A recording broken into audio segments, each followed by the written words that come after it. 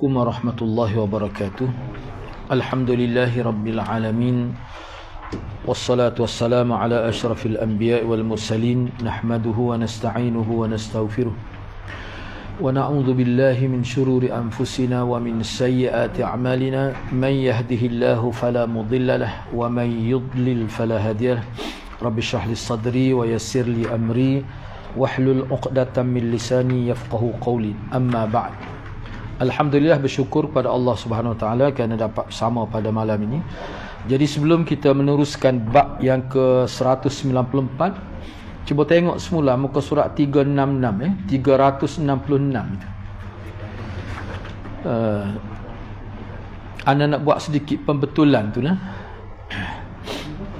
Cuba tengok muka surat 366 hak minggu lepas. Nombor 4. Pandangan Imam Syafi'i tentang lafaz tasyahud. Jumpa muka surat 366. Imam Asy-Syafi'i berkata ketika ditanya kepadanya, bagaimana engkau memilih hadis Ibnu Abbas? Jadi kenapa engkau pilih hadis Ibnu Abbas, tidak ambil Ibnu Mas'ud? Kalau nak kira Ibnu Mas'ud tu, kalau kita tengok dalam konteks Sunan Nasa'i ni, dia lebih sahih lagi, lebih kuat lagi. Baik. Tak apa lagi tu. Kata Imam Syafi'i, kerana aku melihatnya sini ni sebenarnya ada tersilap ni. Ana awak mari hak arak dia. Dia gini ana tidak, sebenarnya ana ubah daripada hak asal itulah. Baik. Kerana aku melihatnya di sini ni kalimah asal dia sami'tuhu an ibni Abbas. Sami'tuhu an ibni Abbas. Kerana aku melihatnya, yakni mendengarnya. Jadi dengar sini ni dia guna an, sami'tu an. Ubah terjemah sedikit. Kerana aku melihatnya lebih luas, dan aku mendengarnya, aku melihatnya lebih luas. Aku melihat riwayat Ibnu Abbas tu lebih luas. Maksudnya di segi riwayat lebih banyak. Dan aku mendengarnya daripada Ibnu Abbas secara sahih. Mendengar di sini ni sami'tuhu an ibni Abbas. Maksud sami'tuhu an ibni Abbas ni dalam konteks periwayatan, dia dia dengar tu dengar riwayat, bukan dengar kata-kata Ibnu Abbas tu. Ni dia panggil bahasa ringkas. Dalam syarah ada sebutlah.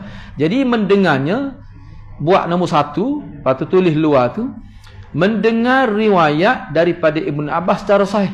Tu riwayat tu tertinggal. Letaklah situ riwayat. Sebabnya gini. Sebab ialah kita sedia maklumlah bahawa Imam Syafi'i ini meninggal dunia pada tahun 204. Ibnu Abbas ni tahun 98 meninggal dunia. Kalau kita kira, sebab setengah ulama dia kata jarak kematian Ibnu Abbas dengan kelahiran Imam Syafi'i ni 83 tahun. 83 tahun. Setengah kata 80 ni macam-macam lah. Maknanya 80 tahun lebih.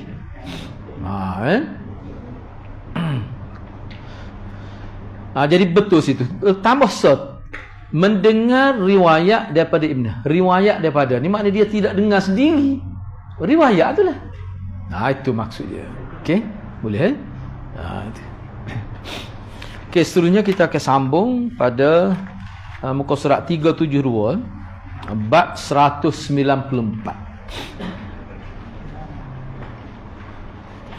Dia kalau tengok dalam keadaan usul lah, memang biasa seperti kita lah. Saya dengar, misalnya contoh kita, saya dengar, saya nak bakal sebut gini, kata dia mau hidup sampai bila? Kau dia mau mimpi? Dah. Dengar tu maksudnya riwayat yang sahih. Tu dengar. Tu bahasa ringkas dia panggil. Memang diguna gitu. Sebab tu kalau kita tengok dalam Syamilah ke apa, dia ada sebut tu. Gitu maksud dia. Baik, seterusnya kita pergi kepada bab 194. Nau'un akhar minat tasyahud, lafaz tasyahud yang lain. Imam An-Nasa'i rahimahullah telah mengemukakan satu hadis di bawah bab ini, iaitu hadis ke-1175. Wa bi qala akhbarana Muhammad bin Abdul A'la qala hadatsana Al-Mu'tamir qala sami'tu Aiman wa huwa ibnu Nabil yaqul haddatsani Abu Zubair an Jabirin qala Kana Rasulullah sallallahu alaihi wasallam yu'allimuna at-tashahhud kama yu'allimuna as-surata minal Qur'an. Bismillah wa billah. Bismillah wa billah. At-tahiyyatu lillah was-salawatu wat-tayyibat. Assalamu alayka ayyuhan nabiy wa rahmatullahi wa barakatuh. Assalamu alayna wa ala ibadillahi as-salihin. Ashhadu an la ilaha illallah wa ashhadu anna Muhammadan abduhu wa rasuluh. As'alullahal jannah wa a'udzu billahi minan nar. Imam Nasai dengan sanadnya telah meriwayatkan hadis ini daripada Jabir bin Abdullah. Ini riwayat Jabir, tasyahud riwayat Jabir. Radhiyallahu anhu. Beliau berkata, adalah Rasulullah, ataupun kita buat tak apa adalah tu. Sebab dia terjemah kana. Kana ni asal bahasa Arab mana telah adalah ia. Jadi Rasulullah sallallahu alaihi wasallam mengajarkan kepada kami tasyahud, kata Jabir, sebagaimana baginda mengajarkan kepada kami surah daripada Al-Quran dengan mengucapkan bismillah wabillah. Bismillah dan wabillah. Dengan nama Allah dan dengan Allah. Kita terima secara supaya nampak beza. Sebenarnya sama tu. Bismillah dengan nama Allah, wabillah dan kerana Allah, yang ikhlas lah. Baik, apa dia? At-tahiyyatu lillah was-salawatu wat-tayyibat. Assalamu alayka ayyuhan nabiy wa rahmatullahi wa barakatuh.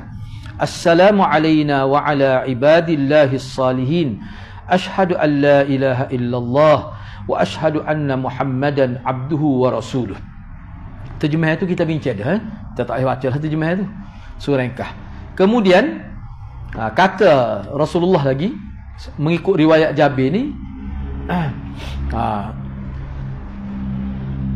as'alullahal jannah wa a'udzu billahi minan. Ni dia sebut lagi ni dalam mana selepas ni tahiyat awal ni. Selepas abduhu wa rasuluh dia berdoa. Sebelum ni kita ada dah jumpa doa tu. Ada dah dia doa. Jadi as'alullahal jannah wa a'udzu billahi minan nar. Tu.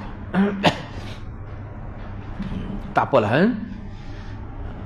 Jadi ada beberapa ciri perbezaan lah. Baik, cuba kita tengok perbincangan. Hadis ini dipertikaikan oleh ulama. Hadis ini dikenali sebagai tasyahud Jabir. Mempunyai dua ciri unik yang membezakannya daripada tasyahud Ibnu Mas'ud dan Ibnu Abbas. Namun ia perlu ditinjau berdasarkan status sanadnya. Lepas ni ada sebut nombor 2 tu. Baik, tambahan basmalah. Kita tak pernah jumpa ada bismillah tu sebelum ni. Bismillah wabillah. Tambahan ini tidak terdapat dalam riwayat tasyahud yang disepakati sahih. Hak yang disepakati ulama, lafaz tasyahud yang sahih tak ada sebut bismillah ataupun billah. Tak ada. Ini adalah ziyadah, tambahan yang memerlukan penelitian status riwayat perawi. Bila berlaku ziyadah, kena cek perawi yang buat tambahan itu siapa. Status dia setahu mana. Nombor 2 tu sebenarnya salah tu. Potonglah buat nombor 2 tu.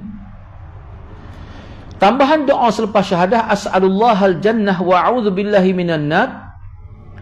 Tambahan ini adalah disunatkan. As'alullah ni apa maksud? Mana aku memohon kepada Allah syurga dan aku berlindung kepada Allah daripada neraka.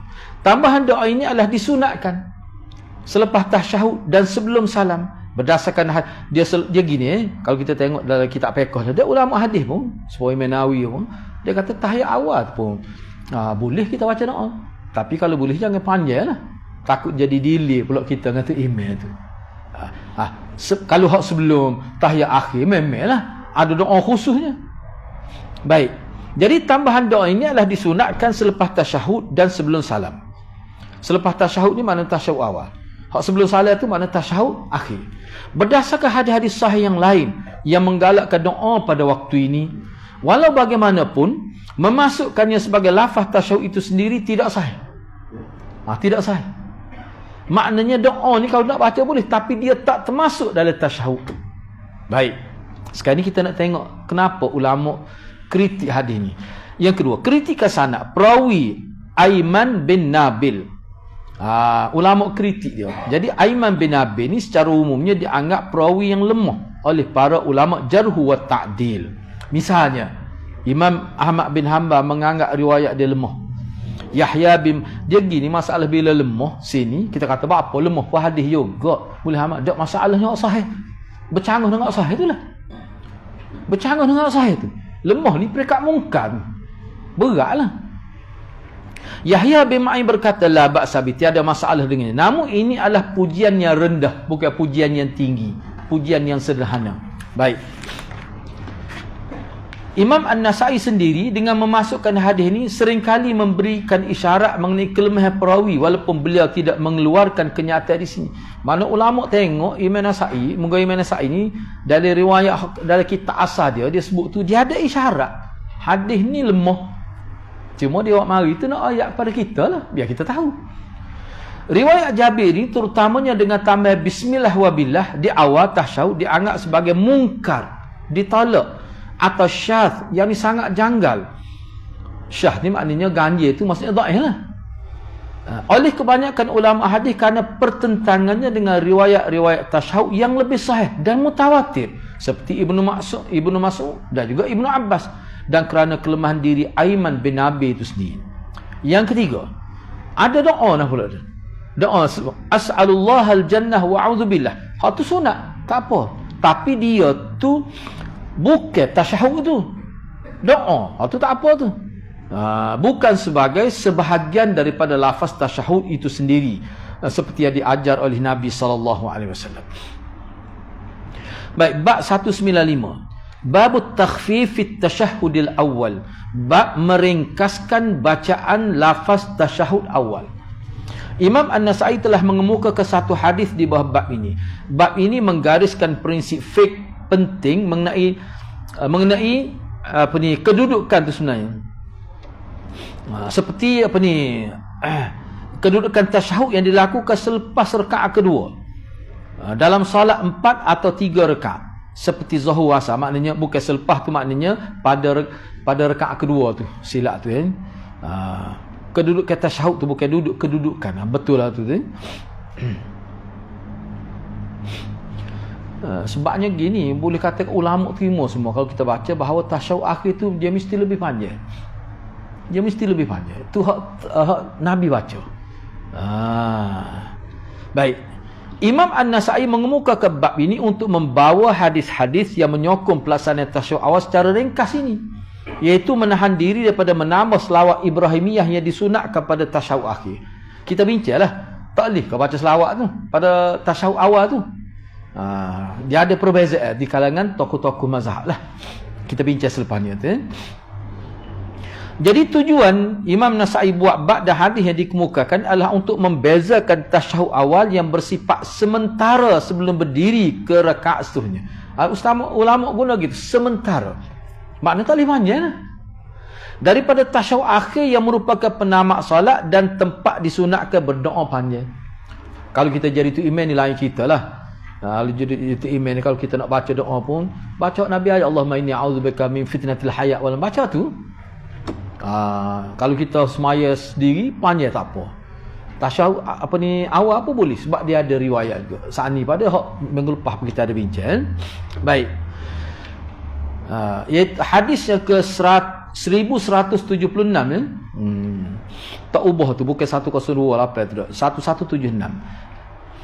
Wa biqala akhbarana Al-Haytham ibn Ayyub At-Talaqani qala haddathana Ibrahim ibn Sa'd ibn Ibrahim ibn Abdurrahman ibn Auf qala hadatsana abi an Abi Ubaidah ibn Mas'ud an abihi qala kana Rasulullah sallallahu alaihi wasallam fi rak'atain ka'annahu 'ala ar-radf qultu hatta yaqum qala dhalika yurid. Imam Nasa'i dengan sanad yang telah meriwayatkan hadis daripada Abdullah bin Mas'ud radhiyallahu anhu, beliau berkata, adalah Rasulullah sallallahu alaihi wasallam berada pada 2 rakaat, iaitu duduk tasyahud awal, seolah-olah baginda berada di atas raf batu panah. Seolah mana nak ayatnya semetan ni ibarat seolah-olah duduk di atas ar-radf, yakni batu panah, nak ayatnya sekejap saja. untuk tasyahud awal. Aku, yakni Ibrahim bin Sa'ad, bertanya sehingga baginda berdiri. Beliau, yakni Sa'ad bin Ibrahim pun jawab, itulah yang baginda mahu. Itulah yang baginda mahu. Baik. Hadis ini sahih. Maknanya jangan panjang lah. Khususnya kalau kita jadi tu email lah. Nak ambil sunnah dia tu. Sunnah dia tu. Hadis ini adalah dalil utama yang digunakan oleh ulama untuk menetapkan hukum peringkasan, yakni takhfif bagi tasyahud awal. Maksud ka'annahu ala radf, seolah-olah di atas batu panah. Apa maksud dia ni? Kalimah ar-radfi merujuk pada batu yang dipanaskan ataupun bara api di segi bahasa Arab. Ia adalah perlambangan bagi tempat yang tidak selesa dan tidak boleh diduduki lama. Itu kalimah radf tu dia sebagai perlambang, isyarat bahawa tempat tu tak boleh duduk lama. Maknanya Nabi mana digunakan radf tu, maknanya mana ni kemah bahasa Arab ni? Kalimah radf tu sama ada dengan bara api ataupun batu yang dipanaskan, tetapi kalimah radf tu dia merujuk pada tempat duduk tapi tak boleh duduk lama, tak selesa. Tu. Baik. Makna kiasan. Kenapa Nabi menggunakan kalimah radf? Guna radf ni, perawi ni guna radf Abdullah bin Mas'ud ni sebagai bahasa kiasan. Jadi ungkapan ka'annahu ala radfi, seolah Nabi berada di atas radf, adalah perumpamaan yang sangat kuat. Dia panggil isti'arah qawiyah. Perumpamaan yang sangat kuat yang bermaksud ketidakpanjangan. Nabi SAW tidak berlama-lama duduk dalam tasyahud awal. Sebaik saja baginda sesal mengucapkan lafaz tasyahud yang minimum, baginda segera berdiri untuk rakaat ketiga.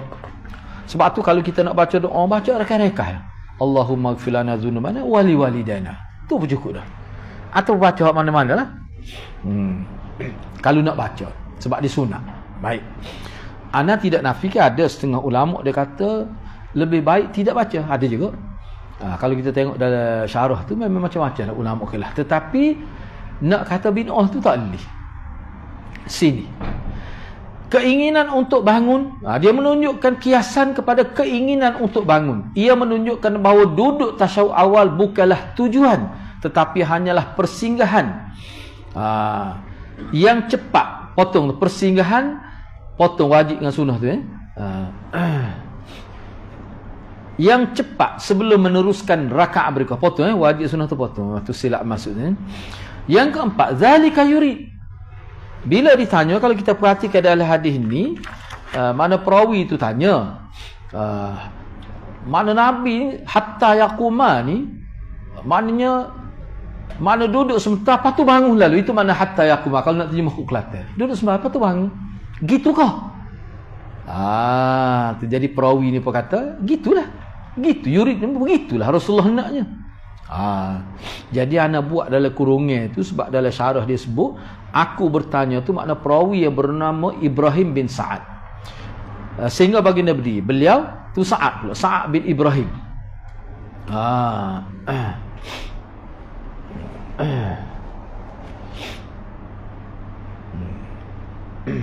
Baik, tak apa. Itulah yang baginda mahu. Baik, seterusnya. Tu. Baik. Jadi zalika yuri, itulah yang baginda mahu adalah untuk segera menyempurnakan tasyahud awal sehingga syahadah. Dan kemudian berdiri sehingga syahadah tu asyhadu alla itulah sapah tu.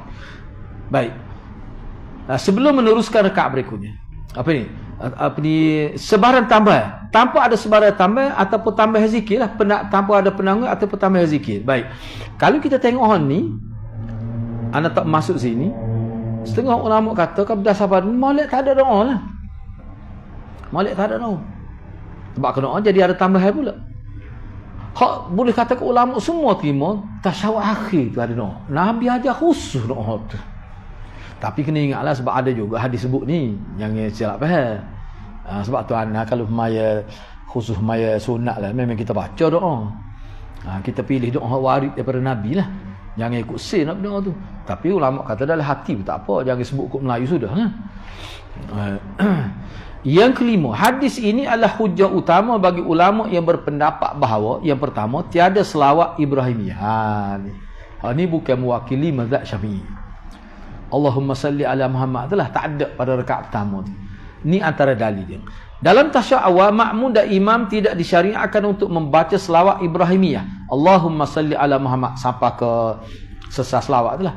Ini adalah perbuatan yang memanjangkan duduk pada tasyahud awal yang bertentangan dengan sunnah takhfif ini. Takhfif ni ringan, mudah, cepat. Yang kedua, penolakan doa ni tasyahud awal ni, tasyahud awal. Sebarang penambah doa atau zikir lain selepas syahadah seperti meminta perlindungan dari siksa kubur yang disunatkan pada tasyahud akhir adalah dilarang dalam tasyahud awal. Ni. Baik. Yang ketiga, waktu yang minimum. Sebentar maksudnya. Tasyahud awal hanya perlu mengandungi lafaz at-tahiyyat sehingga syahadah sahaja. Dan segera disusuli dengan takbir untuk berdiri. Baik. Hadis 1176 ini yang diriwayatkan oleh Ibnu Mas'ud memberikan gambaran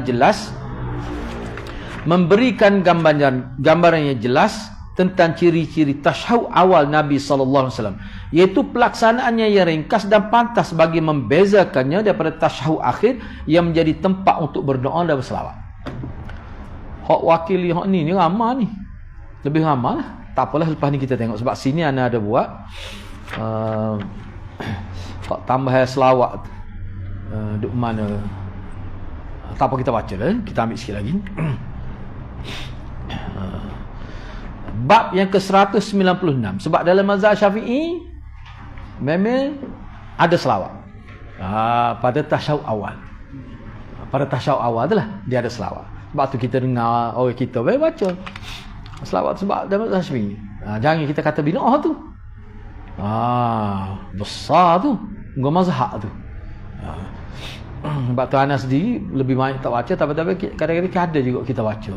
Dalam keadaan kita tahulah maklumat tu. Baik, tak apa, lepas ni Ana ada sebut. Baik, seterusnya.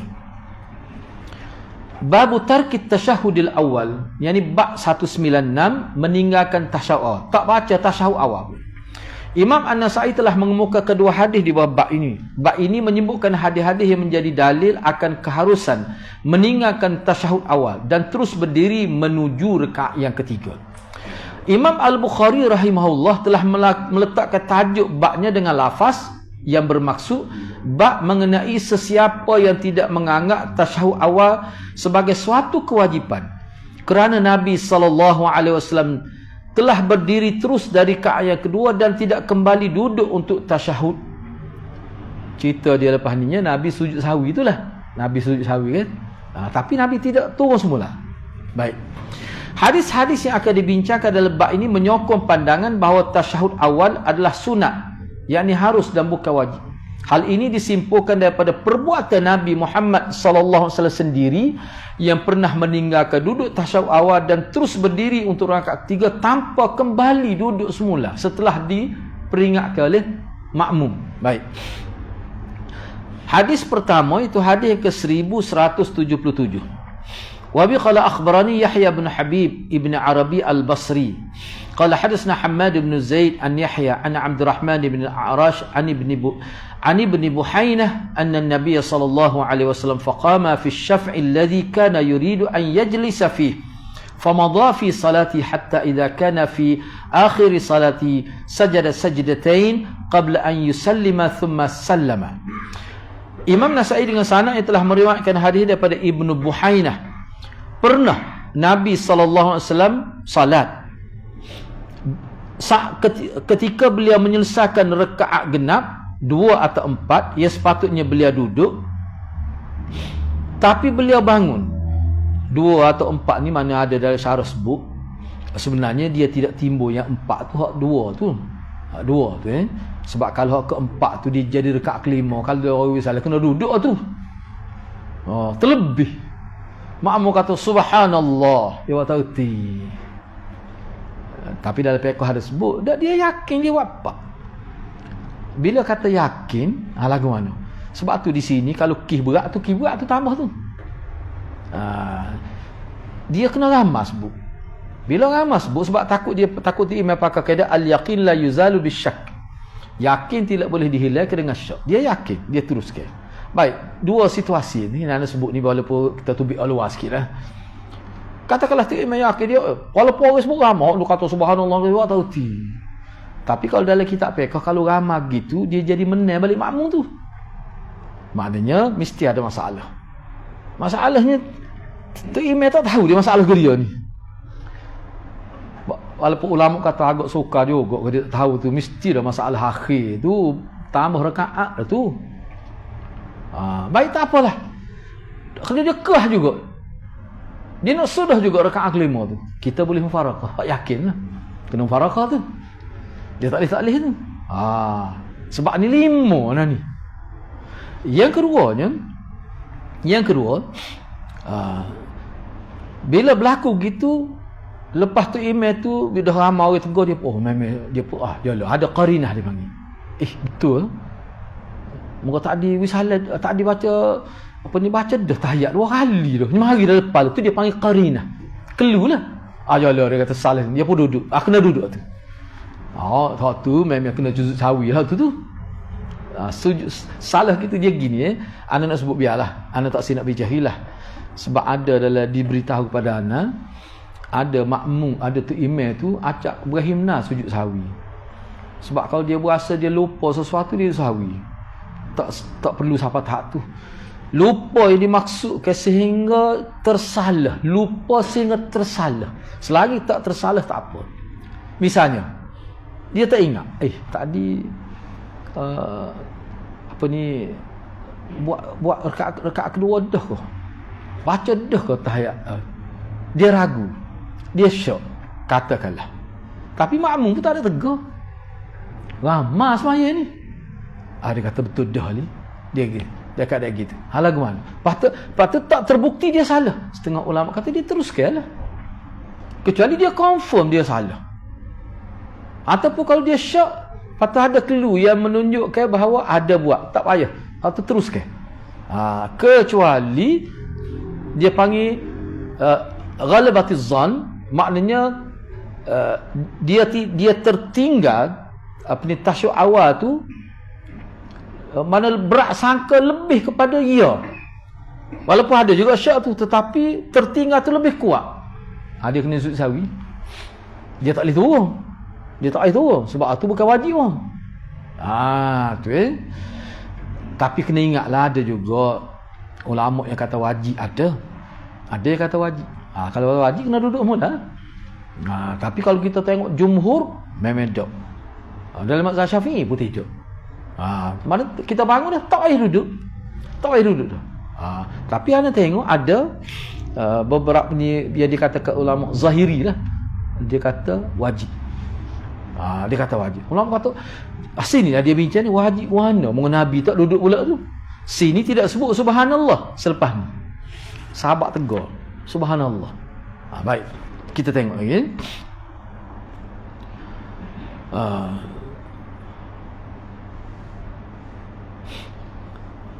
Tapi beliau bangun dan terus melanjutkan salatnya hingga ketika beliau sudah hampir selesai dari salatnya, beliau sujud 2 kali sebelum mengucapkan salam.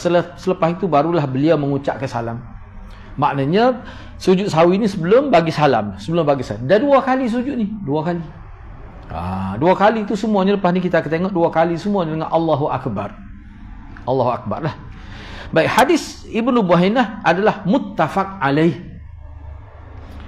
Nama lengkap Ibnu Buhainah adalah Abdullah bin Malik bin Qishm al-Azdi. Beliau adalah salah seorang sahabat Nabi SAW. Salat yang dimaksudkan adalah hadis Ibnu Buhainah ini adalah salat zuhur. Walaupun tak sebut sini. Ini berdasarkan pada riwayat 1261 akan datang. 1261 akan datang, lama lagi lah. Yang bersumberkan daripada jalur Tariq bin Shihab daripada Al-A'rash. Ni contoh hadis akan datang lah. 126 tu qama fi thintain min az-zuhri falam yajlis. Dia sebut tu. Dalam riwayat 1261 sebut ni semaya zuhur. Maksudnya baginda sallallahu alaihi wasallam telah bangun pada rakaat kedua daripada salat zuhur tanpa duduk terlebih dulu. Maknanya akak kepala sujud tu terus bangun selalu. Tu jelas sebut salat zuhur.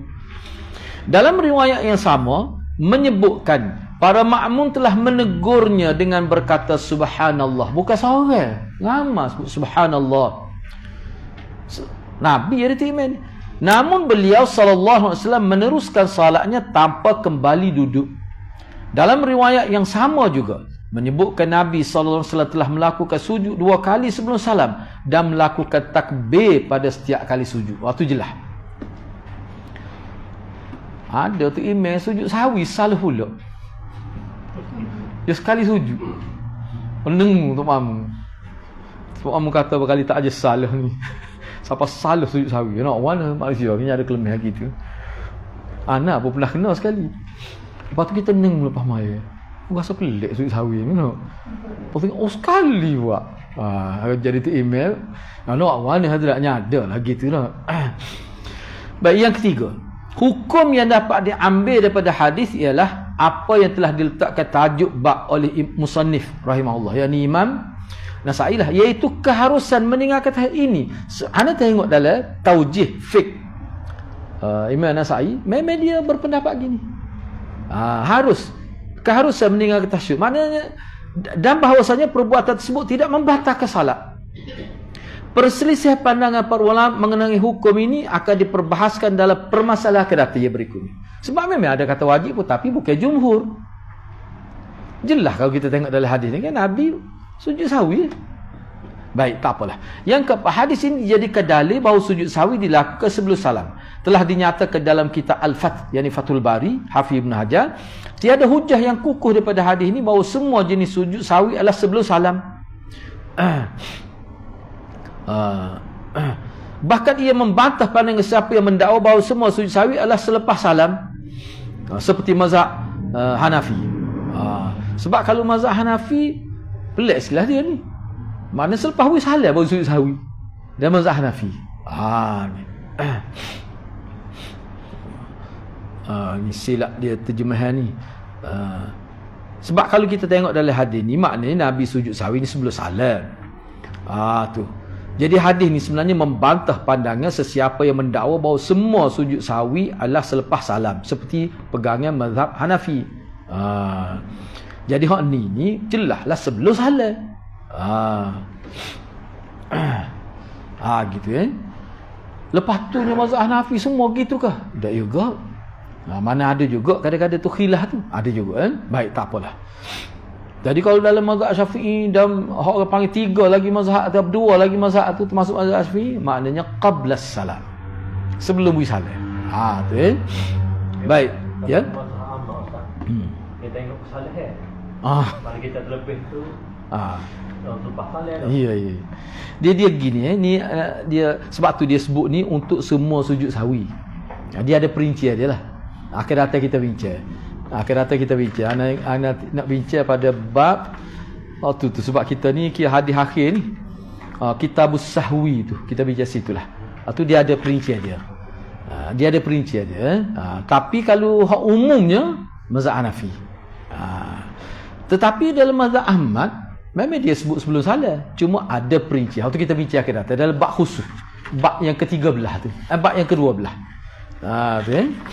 Tu kita bincang khusus lah. Baik. Hadis ini dijadikan dalil dengan mengambil kira sabda baginda sallallahu alaihi wasallam yang bermaksud sebagai ganti bagi apa yang dia terlupa daripada duduk, yakni tasyahud lah, bahawa sujud sahwi adalah khusus bagi kelalaian sahaja. Tu kelalaian ni makna lupa lah. Maka sekiranya seseorang sengaja meninggalkan sesuatu yang kebiasaannya, boleh ditampung dengan sujud sahwi. Dia tidak perlu sujud. Ini adalah pandangan jumhur ulama dan ia turut dikuatkan, dirajihkan oleh Imam Al-Ghazali dan sebahagian ulama dari mazhab Syafi'i. Maknanya kalau dia sengaja, katakanlah contoh ni, kita ambil contoh misalnya dia ngaji dia kata rupanya tidak wajib, dia kata dak tahiyat awal, dia pun dengan sengaja boleh sujud sahwi ke tak boleh, sebab dia sengaja tu. Lepas tu hukum dia ke dia, lepas ni kita akan sebut dia sengaja, tak wajib dia tu, dia pun tak, bukan kata lala pun, maknanya tak ada berlaku sahwun tu, maka tak boleh. Tak apalah, kita tengok selepas ni. Itu pendapat jumhur dan ia turut dikuatkan, yakni dirajihkan oleh Imam Al-Ghazali dan sebahagian ulama dari mazhab Syafi'i. Yang keenam, Hadis ini dijadikan dalil bahawa makmum wajib sujud bersama imam apabila imam melakukan sahwi. Sekalipun makmum itu sendiri tak lalai, dia tahu tu imam salah tu, bukan dia salah. Tapi hadis ni sebab kena ingat, kita kena fahamlah bahawa ada juga ulama kata dah kita tidak tersalah, tak sujud sahwi lah. Ada kata gitu. Tetapi dia jadi bersalah secara zahir dengan tu imam. Baik, tak apalah, kita tu bincang kemudian. Jadi hadis ini jadi dalil bahawa makmum wajib sujud bersama imam apabila imam melakukan sahwi. Sekalipun makmum itu sendiri tidak berlaku sahwi pada dia. Ibn Hazm telah menukilkan ijma'. Parutlah Ibn Hazm. Dia kata ijma' dalam hal ni. Walau bagaimanapun ilmu yang lain membuat pengecualian seperti berikut. Jadi Ibn Hazm kata ijma' tu ulama sangkalah. Makna kalau ijma' agak maknanya taklif, langgar ijma' ni bahaya. Baik, pertama sekali, jika imam menyangka dia lalai lalu dia sujud. Dia menyangka dia lalai lalu dia sujud, tetapi makmum yakin bahawa imam tidak lalai, maka tidak berlaku apa-apa kesalahan bagi imam. Walaupun sukar untuk menggambarkan situasi ni. Dia gini, lucu ni, pernah berlaku dah sekali ni. Ana jadi anak makmumnya, kita maya. Tu imam sujud sahwi, kita pun renung salah geriuh dia. Hak tepi kita kata apa? Dia kata ustaz, dia kata tu imam tu salah geriuh. Ana kata ana duk mikir ni. Lepas tu gagal. Ana duk syok tu imam ni dia ada lupa sesuatu, dia tak teringat. Tetapi zahir perbuatan dia tu tidak berlaku apa-apa sahun. Tiba-tiba dia sujud sahwi. Kalau kih lagu ni tak payah sujud sahwi kita. Kalau tu imam sujud sahwi pun, kita yakin tu imam tak tersalah. Ada pengecualian. Ada ke tak berlaku? Ada, ya? Ada. Kita pun neng.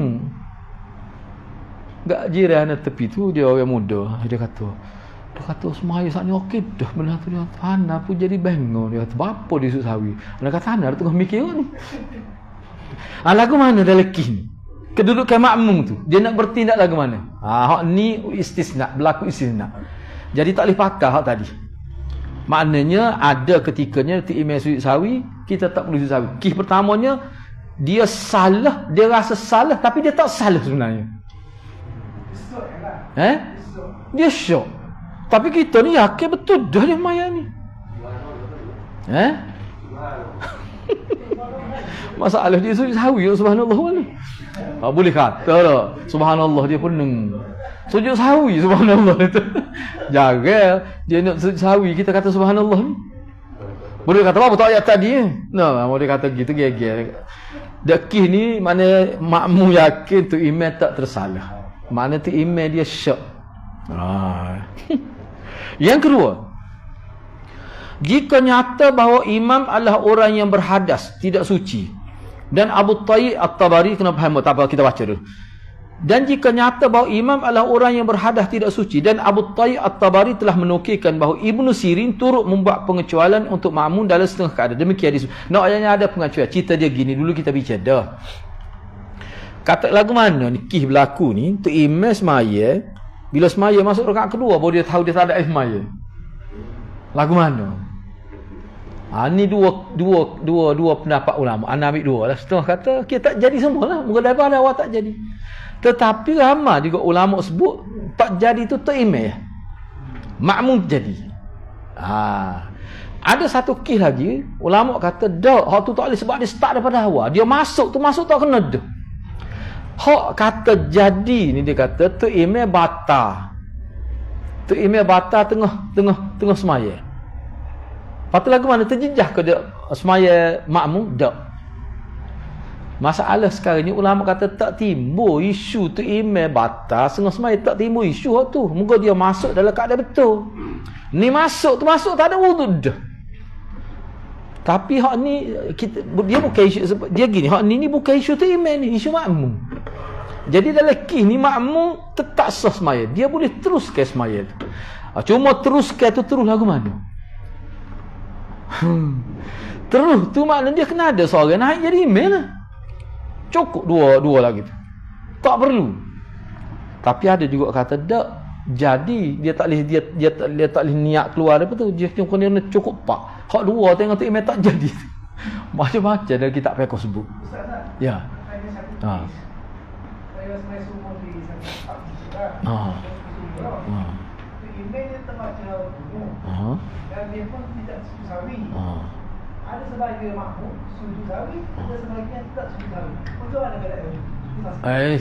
Bakal tanya anak lah. Dia gini, kalau dalam mazhab Syafi'i dia kena sujud sawi lah. Sebab itu imedak tu. Sebabnya sujud sawi ni, lepas ni kita akan bincang, ada perbincangan khusus tu tapi kalau tanya anak, dalam kih ni lebih baik kita ikut imam. Ju'ilal iman liyutamma bih. Tetapi kalau dalam kitab fiqh ada sebut, oleh kerana kita ni sudah taklid pada mazhab Syafi'i, dia kata lebih molek buatlah. Lebih molek buat sujud sawi tu. Sebab apa? Sebabnya kita tidak baca. Masa tu email, masa tu dah email tak baca, kita pun tak baca. Tu email tak sujud sawi, kita kena sujud sawi. Ada yang kata begitu. Tapi kalau anak pakai dak dah. Hal tu lebih baik ya. Pertama sekalinya dua sebab. Apa anak kata gitu? Pertama sekali kedudukan sujud sawi tu sendiri, kedudukan tasyahud awal tu sendiri, dia tu bukan wajib. Yang keduanya, menyalahi email tu lebih berat. Menyalahi email, khilaf email lebih. Ji'ilal iman liyutamma bih. Khilaf pada email lebih buat. Benda ni dia bincang bab ni, dia bincang dalam bab ni, apa ni? Semaya ke dia panggil semaya jamak qasar. Kan? Kita pergi, ni contoh ni, contoh kita berhenti semaya nak muka kita musafir. Boleh ke tak kita nak beriman dengan tu imam tempatan di masjid tu? Boleh. Hak kata tak boleh. Wadah kita tidak nafi, anda pun tidak nak bincang panjang lebar lah sini ya. Masalahnya kalau kita nak ikut dia tu, tentu dia semaya tamam. Lepas tu kitanya mungkin semaya zuhur ataupun asar, kita tak tahu dia rakaat berapa dah. Nak buat lagu mana? Sedangkan kita nak jamak qasar. Sebab tu ada setengah ulama kata dalam kini kita niat tamam. Supaya apa? Supaya tidak berlaku khilaf. Sebab hal tu besar. Yang kedua, ada yang kata maknanya kita niat mufaraqah lah. Dia kita maya dua, masa dia nak naik rakaat tiga, kita niat mufaraqah. Boleh juga. Yang ketiga, kita semaya buat Jumaat suku. Pokok kita. Jadi dua tu imam. Bukan bab hati ni. Dua tu imam. Dua tu imam. No. Gitu. Tapi ramai ulama, jadi ulama khilaf, ramai juga ulama sebut, dia kata molek semaya tamat sekali dengan tu email. Tak siwi apa sebab apa tak molek banyak jemaah ni. Nak kedua orang tu email. Hak tu email besar 5 sah. Hak ni tu email 3 orang. Ada ramai ikut nak mana pun boleh berlaku tu. Cuma kalau anak lah. Nah. Oleh kerana kadang-kadang kita tak ada nak beza hak mana, kadang ulama tarjah ni. Kita buat tamat. Dah kita singgah semaya ni. Tak perlu kita buat Jumaat lain. Tapi ada Tok Guana ni berapa orang juga. Dia pilih pendapat kata kita buat Jumaat suku. Ada juga gitu. Dalam kitab fiqh ada sebut semua. Hak ni ada sebut dalam buku hak tu.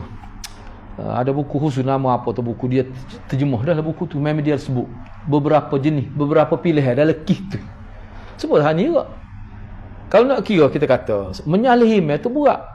Menyalahi imam ni berat tak beratnya sehingga dia boleh menyebabkan batal mayat. Tetapi tasyahud awal tak batal. Ni jadi maknanya tu imam wisalah kita pun sujud sahwi. Tak boleh gitu semua. Itu dia gini, ulama menggambarkan itu perbuatan sangat buruk dalam bab ittiba'. Ulama pun sangat buruk, qabih, amal qabih itu. Sebab tu bagi anak tak sah. Dia kata tak boleh kita mazhab Syafi'i ni. Sudah dah. Dah nak pakar tu lah, tak apalah, cuba ya. Tak ada masalah. Muka dia nak buat gitu. Boleh, tak ada masalah. Gitu. Mana biarlah nak buat. Cuma anda sebut ni kalau tanya terlebih tak sah. Tapi kalau dia nak buat tu juga. Tak payah. Masalah dalam mazhab Syafi'i pun ada kata tak perlu. Dalam mazhab Syafi'i ada. Khilaf dalam mazhab Syafi'i. Sebab apa? Menyalahi imam tu. Menyalahi imam tu. Tu. Allah kalau nak bincang hak tu lah akan datang, kalau akan datang anak pun duduk teliti juga tu. Dia sebenarnya memang banyak khilaf. Sebab itulah masa anak ngaji dulu, anak pun tidak kira sendiri. Masa mula ngaji kita mula terkejut juga. Tok Guru Malana lah. Dia kata dalam bab semaya saja 200 lebih khilaf. Kita tahu mana jadi khilaf. Mungkin 5 waktu 5 kali sehari ni mana jadi khilaf tu. Enggak tahu email sore Nabi je. Tiba-tiba boleh jago khilaf. Apa? Dia ada perbincangan ni kan kita tengok. Pertama sekali kerana faktor hadis berbeza-beza. Yang kedua faktor mentarjihkan hadis. Ni kata hadis ni lebih kuat. Ada setengah juga kadang-kadang maklumat ni tak sapa tu macam-macam. Ada setengah kata Nabi ayat dia khusus ni gini. Macam-macam sebab jadi khilaf tu. Kalau kita kata bab tasyahud saja ni banyak mana tu. Tak kira bab gerak jari lagi tu. Waktu gagah pula tu. Gitulah. Jadi benda-benda gini insya-Allah kalau kita tahu kita jadi berlapis dada lah. Gitu. Tetapi bagi anak, kalau kita pergi, kita jadi email di satu tempat yang berpegang pada mazhab Syafi'i, molek kita ikut mazhab Syafi'i itulah. Lama jadi orang jadi tak ada apa lah ustaz ni nampak baju hijau ni. Tapi hati hitam dia kata. Ana pernah jumpa dah tu tak boleh kena jari Imam Syafi'i pun gitu. Kalau dia kadang-kadang dia pergi dalam mazhab Imam Malik, mazhab Tok Guru dia ikut mazhab Tok Guru dia. Jadi orang-orang kampung tak tahu tidak menggelabah. Ni kita baca bismillah tu selalu. Tak dengar kita sorang. Sebab istilah derah dalam konteks kita ni lain. Lagi tak dengar telinga dia masuk pak dalam tu patut terbunyi di mikrofon tu dia tak angin derah. Siapa dia kata saya ustaz, dia kata bertobat tak saya bayar dah sini. Bertobat. Lepas tu dia tanya waktu ambil kitab Imam Syafi'i kata kena baca. Dia tu pergi kitab. Dia telah baca kitab dia ni. Ayah dia tu guru. Dia cikgu. Dia mengaji bahasa Arab. Tu nak ayat. Tak boleh lah kesempatan jadi kita kena berhati-hati juga kita ni. Lama kita ikut cara kita. So, orang kapur pun tak siapa pengajian dia sampai situ. Kita buat kerafdah kita dah. Tak boleh gitu. Jadi fitnah lah. Sebab tu bab mazhab ni pun dia kena tahu juga.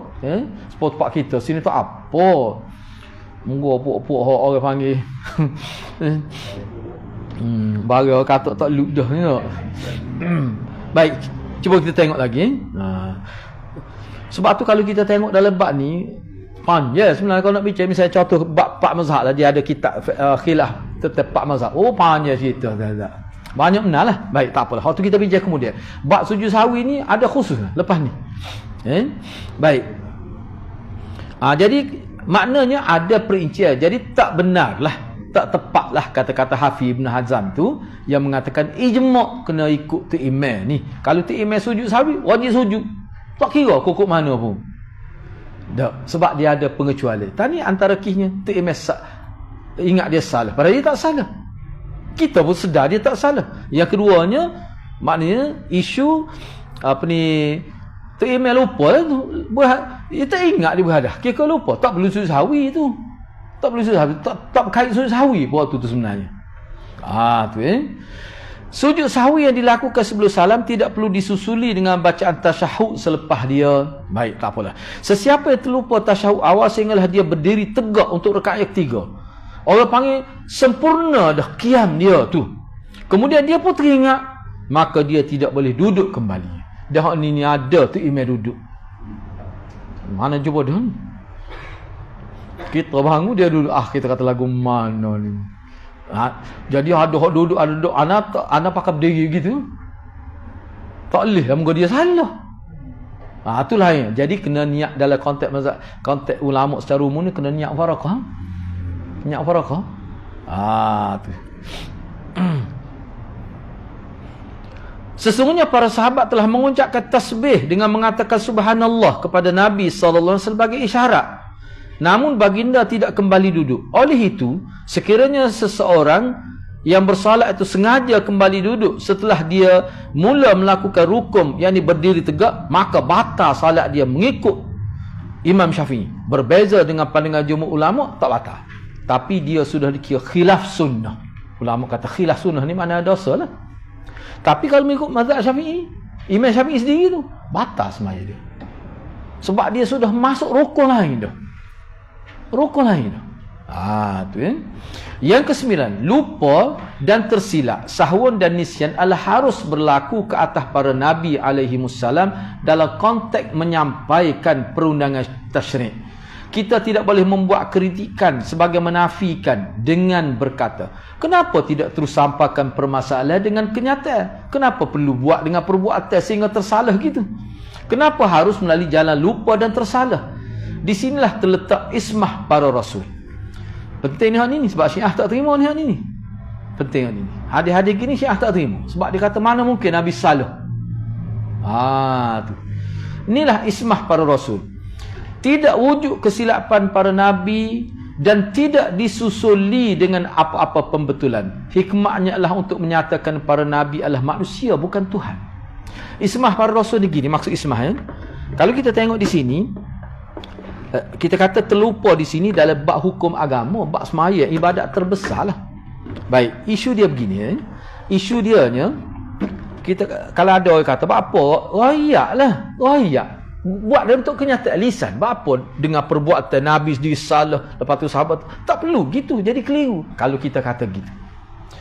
Isu dia ni hadis ni sahih. So, bila kata hadis sahih tak sedar kata benda ni berlaku dah. Hadis ni sahih. Baik. Apa maksud dalam konteks ni ana guna istilah ismah para rasul? Apa maksud? Nak ayatnya Allah akan tegur Nabi. Allah akan betul. Bahkan dia jadi perundangan tu. Kita boleh ambil hukum.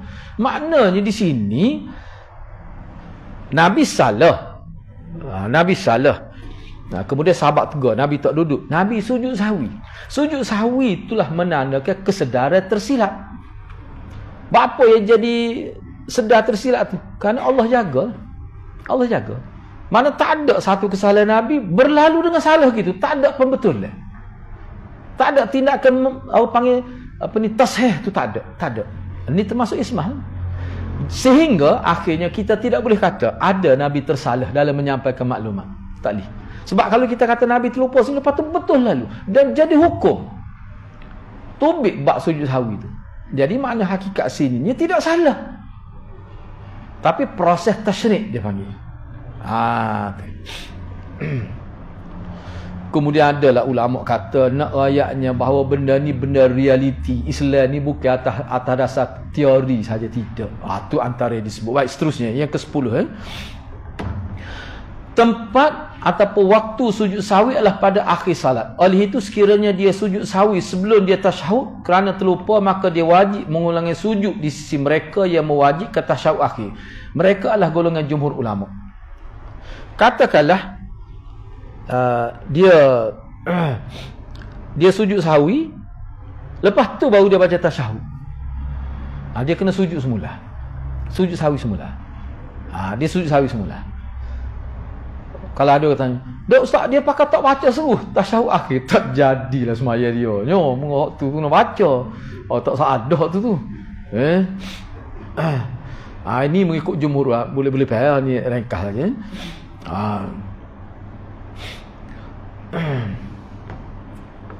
Lepas tu isu dia wajib mengulangi sujud sahwi ni maknanya bagi mereka wajib sujud sahwi ni kita kena ingatlah dalam mazhab Syafi'i ni sujud sahwi ni tidak wajib, tapi ada yang kata wajib. Bagi yang kata wajib sujud semula, itu maksud dianya. Bagi yang kata tidak wajib, dia kena sujud atas rasa sunat, dia tidak sujud pun tak apa. Tapi kalau tanya anak, sebab tetes sujud ni memang ada berlaku. Kalau kita tak buat rugilah, tak boleh pahala kita. Tak boleh pahala. Gitu. Yang ke-11, perbezaan para ulama, perbezaan pandangan para ulama tentang hukum tasyahud awal adalah antara yang menganggapnya sebagai wajib, yang memerlukan sujud sahwi jika terlupa, dan yang menganggapnya sebagai sunat yang sangat dituntut, sunat muakkadah. Tu. Jadi maknanya begini, jadi perbezaan ni jadi perbezaan pandangan ulama tentang hukum tasyahud awal. Hukum tasyahud awal ni ada yang kata wajib. Yang mana memerlukan sujud sahwi jika terlupa. Baik, tak apalah. Dan yang menganggapnya sebagai sunat yang sangat dituntut, sunat muakkadah. Baik. Sekarang ni kalau ada yang ulama kata tasyahud awal tu wajib, maka sujud sahwi pun jadi wajib juga. Ada yang kata begitu. Sebab ia tinggal wajib. Bagi yang kata sunat muakkad, maknanya sujud sahwi itu sunat juga, bukan wajib. Itu dari sudut. Sebab tu dia tengok atas tasyahud, kita nak letak hukum sujud sahwi pun tengok juga waktu tu. Sebab tu dia mazhab Syafi'i kita, kan dia sebut sunat sujud sahwi. Sunat sujud sahwi. Dia sunat ni jangan kita anggap kecil, sebab dia tu pahala tu. Pahala tu satu hal, patut ittiba' rasul tu. Ikut Nabi tu sujud sahwi tu. Cuma bentuk sujud sahwi itulah ulama khilafnya, bentuk sujud sahwi tu lagu mana? Nak kali terlupa pakai sujud sahwi tu, banyak enaklah sujud sahwinya. Perbezaan ini didasarkan pada tafsiran mereka terhadap hadis Nabi Muhammad sallallahu alaihi wasallam, terutamanya hadis yang menceritakan Nabi sallallahu alaihi wasallam juga tasyahud awal dan kemudian melakukan sujud sahwi. Ini hadis Abdullah bin Buhainah. Tu. Baik, berikut adalah ringkasan perbezaan ulama dalam konteks pegangan mazhab fiqh yang utama. Pandangan yang mewajibkan tasyahud awal, golongan ini berpendapat bahawa meninggalkan tasyahud awal sama ada dengan sengaja atau terlupa akan merosakkan salat, melainkan ditampung dengan sujud sahwi. Hak tu ya tubik tadi tu. Kalau dia memperwajibkan tasyahud awal, maka wajib jadi sujud sahwi. Sebab hak tu nak menampung tasyahud awal. Tapi bagi yang mengatakan tasyahud awal ni sunat, maka sujud sahwi ni kalau dia tak buat apa-apa, kalau buat sunat. Itu maksud dia ni. Misalnya di sini ana buat dia betul ni. Misalnya mazhab Hanafi wajib tasyahud awal, wajib. Yang kurang daripada rukun dikenali sebagai wajib. Sebab kalau dalam mazhab Syafi'i wajib dengan rukun ni sama ya. Tapi mazhab Hanafi mana wajib dia tu yang kurang daripada rukun. Mana wajib dia tu makna sah semaya, tapi dosa lah. Sebab kalau rukun baru jadi tak sah, jadi batal. Imam Abu Hanifah dan ulama dalam mazhabnya dia kata gitu. Imam Hanbali wajib bukan rukun, tapi wajib yang memerlukan sujud sahwi jikalau ditinggalkan. Imam Ahmad bin Hanbal dan ulama dalam mazhab dia. Lepas tu perincian kita bincang kemudian. Ada lagi perincian dia sebenarnya. Hujah utama mazhab Hanafi dan Hanbali, mereka berhujah dengan hadis Nabi sallallahu alaihi wasallam yang menunjukkan baginda melakukan sujud sahwi apabila meninggalkan tasyahud awal. Kewajipan sujud sahwi menunjukkan bahawa perkara ditinggalkan itu adalah wajib. Dia tengok pada sujud sahwi, Nabi sujud sahwi. Maknanya tasyahud awal tu wajib. Ditampung oleh sujud sahwi. Baik, yang kedua, pandangan yang menganggapkannya sunat yang ditekankan. Golongan ini berpendapat bahawa tasyahud awal bukanlah wajib, tetapi merupakan sunnah yang sangat dituntut. Dia panggil sunat muakkadah tu. Ataupun dia guna sebut sunat ab'ad ataupun sunat muakkadah lah. Ada juga sebut sunat ab'ad lah dalam konteks mazhab Syafi'i. Jika ditinggalkan, solat tetap sah. Sebab dia bukan wajib, bukan rukun. Kena ingatlah ana sebut wajib rukun tu dalam mazhab Syafi'i dia keserupa itu. Tetapi sujud sahwi adalah disyariatkan untuk menyempurnakan. Sebab tu bagaimana kalau tak buat rugi kita. Sebab ana buatlah kalau salah tu. Sini tu misalnya Syafi'i dalam mazhab sunat abad, sunat yang sangat dituntut, jika ditinggalkan disunatkan sujud sahwi. Imam Muhammad bin Syafi'i, baik, pendapat qaul jadi, pendapat yang muktamad, dan ulama Syafi'iyah seperti Imam Nawawi semua kata hak ini sunat dan sunat sujud sahwi. Maliki sunat muakkadah sangat dituntut, tapi bukan wajib yang membatalkan salat jika ditinggalkan. Imam Malik bin Anas dan ulama dalam mazhab dia, maknanya sunatlah sujud sahwi itu. Sunat sujud sahwi. Baik, kita pergi lagi. Hujah utama mazhab Syafi'i dan Maliki, mereka berhujah bahawa jika tasyahud awal itu rukun atau wajib. Apa atau tu sebab dia dalam mazhab Syafi'i ni rukun dengan wajib ni hatulah. Yang mana kalau tinggal yang membatalkan salat, tidak gitu. Tidak gitulah bagi dia. Maka salat Nabi SAW akan terbatal apabila baginda meninggalkannya, dan tidak cukup hanya ditampal ataupun ditampung dengan sujud sahwi. Oleh itu ia dikategorikan sebagai sunat. Dalam mazhab Syafi'i ia secara khusus diklasifikasikan sebagai sunat abad. Sunat abad ni makna sunat yang kira-kira dekat dengan wajib, yang jika ditinggalkan disunatkan sujud sahwi. Gitu. Perbezaan berselawat dan tasyahud awal. Ni ana apa habis sinilah. Terdapat juga perbezaan dalam hukum membaca selawat ke atas Nabi dalam tasyahud awal. Jumhur ulama Hanafi, Maliki, Hanbali, tiga tokoh mazhab besar ni, mereka berpendapat bahawa selawat pada tasyahud awal adalah tidak disyariatkan atau hanya sunnah biasa, dan ia tidak disunatkan untuk sujud sahwi kalau ditinggalkan. Mereka berpendapat tasyahud awal hanya tamat sehingga lafaz syahadah abduhu wa rasuluh. Setakat tu ya. Baik. Mazhab Syafi'i, mereka berpendapat bahawa membaca selawat ke atas Nabi SAW dalam tasyahud awal adalah sunat ab'ad. Sunat yang sangat dituntut, dekat dengan wajib, dan disunatkan sujud sahwi jikalau meninggalkannya. Tapi bukan wajib pun sunat sujud sahwi. Gitu perbezaan dia. Sebab itulah orang kita ni dia selawat. Jadi sikit benarlah beza dengan tasyahud akhir. Gitulah. Jadi hak selagi tu kita bincang minggu hadapan lah. Mana habis hak terakhir tu, hak tak ada gapo akhir tu kita bincang minggu depan lah. Lepas tu terus kita masuk kitabus sahwi. Hak ni ada 187 hadis. 105 bab. Maknanya boleh tahan lapel lagi lah maknanya.